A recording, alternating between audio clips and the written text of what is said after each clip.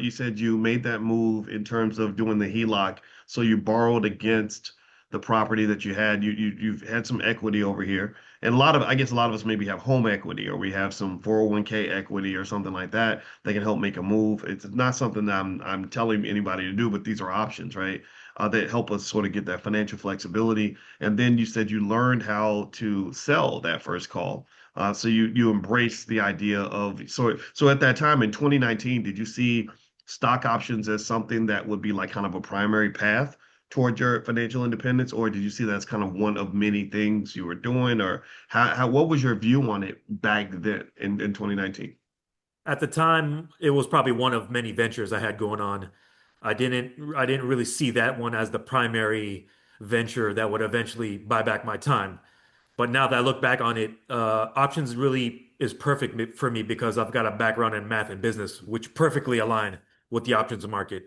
I don't have a background. I'm not nice with a screwdriver. I'm not nice with a hammer. I'm nice with numbers and business.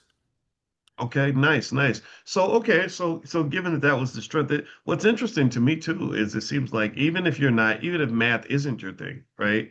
That we all got to know how to count, right? We all know what it feels like when we have, bills up to here and income up to here, right? Like everybody can do that math, right? And I think one thing about options that I found too is, sure, if you're a math geek, you can dive in and it can be as complex as you want.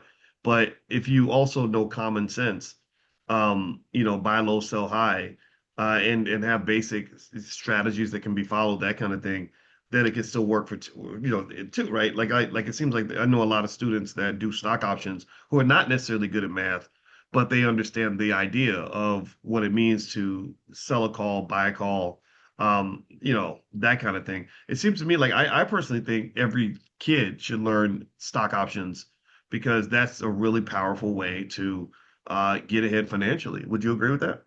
100%. One of the things I discuss in the options classes are working efficiently, right? All of us have worked hard enough, long enough. We're tired of hard work. We're tired of decades of labor. One thing I like about the options market, it's the most efficient way to earn, in my opinion. Okay. Now let me ask you. So you said you had rental properties. Do you still have rental properties, or what'd you do with the real estate?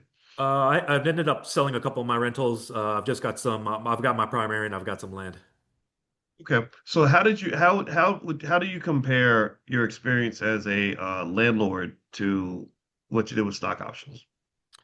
The return from my time, effort, and capital is unmatched in the options market.